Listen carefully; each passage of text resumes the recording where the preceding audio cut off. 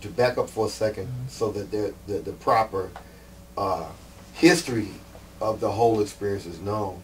You know, just from driving during the summer times down to Texas to play and to work, you know, I had been going down there spending about 10 weeks at a time, working between two workshops, one which was a jazz workshop, a 5-week program, and the other was a 2-week program that was Latin jazz.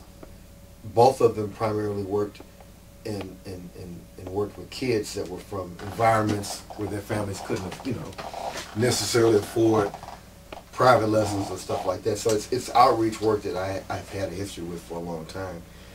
But from my view, it was a fairly large sacrifice because I had to leave my family for 10 weeks to drive down there. So during these drives, man, I process a lot of things. I either talk to myself, listen to music, learn tunes. It's kind of like a work and drive. And I made a point, however, of not getting so lost in what I was doing that I was not paying attention to things around me. So as a driver, just before that happened, I had done everything right. Driving the right speed limit, checking my rearview mirrors, you know. So when something like that comes along, it was at nighttime, I didn't see the other car coming at all. But I remembered every event prior to the accident, frame by frame. And I had, about 20 minutes before it happened, I heard Luther Vandross's version of Dance with My Father. And I was listening to it. I said, man, I bet this is going to be Song of the Year. And I started listening to it, listening to him sing it, singing along like a saxophone player. And I said, you know, I think I would probably want to record this song. And imagining that in my mind. Then I see this police officer giving somebody a ticket. So I look down immediately to see what speed I'm driving. You know, slow down, change lanes, and look behind me. There's nothing behind me. And I turn the radio station I was listening to. I passed by the sign that says Jackson Construction Company, and then Stop the Love You Save by the Jackson 5 comes on the radio. And I said to myself, I said, wow, Jackson Construction Company, Jackson 5, Michael Jackson singing. I wonder what kind of sign that is. BAM! That's what kind of sign it was. Right then. No warning. I didn't see a flash of light of anything coming up behind me. No honking horns, nothing. It was pitch black behind me. And all of a sudden, there's glass flying everywhere. I cannot get the sound out of my mind of what that sounded like of a car hitting me from behind at that level of speed and that impact. It was something I cannot describe, man, because I didn't know what it was. So out of the corner of my eye, I look back, and it's almost like a slow motion picture of seeing a window shatter. And you see all these little fragments of glass coming at you of different sizes. And I'm seeing that out of the corner of my eye, and I'm also trying to watch the road in front of me. And in the meantime, the car is moving like this from the impact, and I'm going down the freeway, man. So I'm about maybe 7 miles outside of Colorado Springs, and you know Colorado, man, you know, mountains, hills, and it's pitch black on both sides of the freeway. So I don't know where I am, man. You know what I mean? I have no clue as to where I am. So everything now is moving almost like a click by click frame. And you're aware of every motion in the car, you know, so I look and I start to see the landscape do this slowly. I said, man, I'm turning over.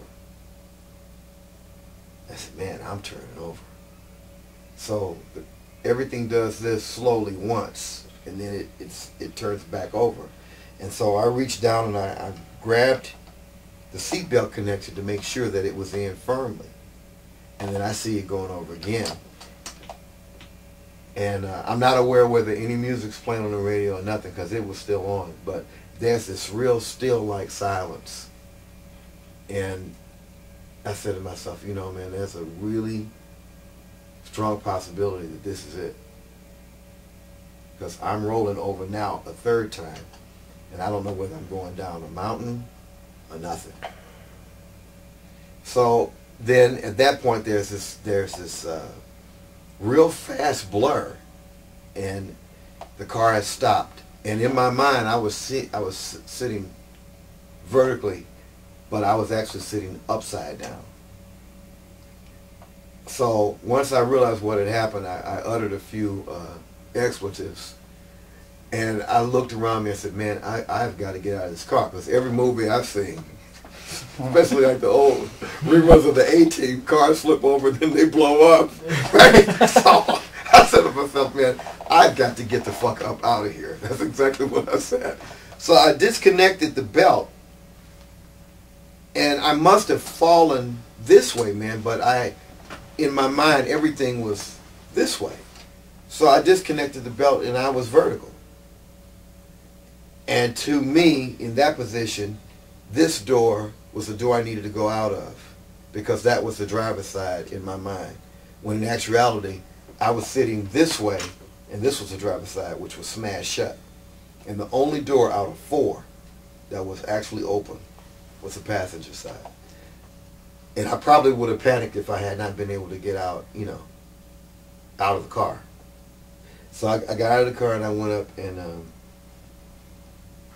my head was just like killing me, man. Unknown to me, it was split open and shredded. And I saw, you know, I reached up and I touched it, and I reached down, and everything was covered with blood here. And I tried to get a couple of cars to stop. Nobody stopped. And then this car stopped, and 2 guys got out of it and came up, and they coming up to me asking me, you know, am I okay and all this. And they were 2 Mexican guys who spoke English with no accent whatsoever. And one guy took my coat off and he put it on my head and held it down and told his friend to go get the cop. And the cop that was given the ticket, I could still see them, see the lights in the distance. But I'm now 270 feet down the road. You know, so I had no idea how far the car had skidded or anything. So I hear the friend walking away from me, and he says, well, no, man, that lady's got it. Somebody's going to get it, and the guy's telling me, hey, man, you're going to be okay. Just sit here. You know, that's help on the way. We're going to sit here with you. And I black out, come to, and there's a collar around my neck, and the paramedics are putting me, you know, are trying to get me to settle down and put me in an ambulance. So I asked about these guys. So when I get to the hospital, I'm talking to the cops and everything. And everybody's talking about, man, I can't believe he climbed out of there. That's all I was hearing, you know. And I heard the paramedics say that when they drove up, they found me sitting by the side of the road. They couldn't figure out how I got out of the car. There's no record at all of these 2 guys. Police didn't mention them. Nobody else saw them but me.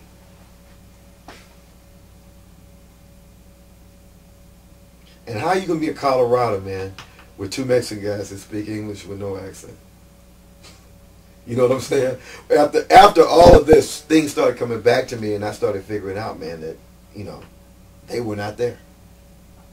And that was a purpose for me living through that I became keenly aware of at that moment. That I was out of here. And the only way I'm back here is because my work isn't finished. And so, in my view, everything that I'm supposed to do, I know what it is clearly, and things I'm not supposed to do, I don't even waste time and say, you know, I think I'll do this or I can do this, man. My mission in being given another chance to be here was made and explained to me very clearly then.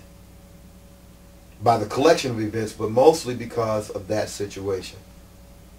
Because there's no other explanation about who those 2 individuals were. Now that doesn't mean that I've been in church every Sunday and all day, and I walk around with the Bible and quote people in scriptures and judge other people's lives or anything like that. Because that's not what that is. In my view, that's not what that means. It's, you know, in the commercial sense of somebody having a religious epiphany and now I'm holier than thou. That, to me, that would be a mockery of the whole experience, man. But to be keenly aware that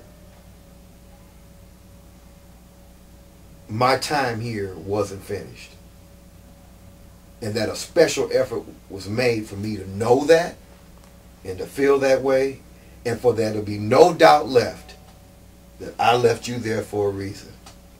That's what that experience means to me, man. You know what I'm saying? There's no other way to explain that. Amen. I haven't experienced it, so I can't say I have. I mean, that's amazing. That's the truth, man. Yeah, that's amazing. There's no sugarcoating. That's exactly how that went down.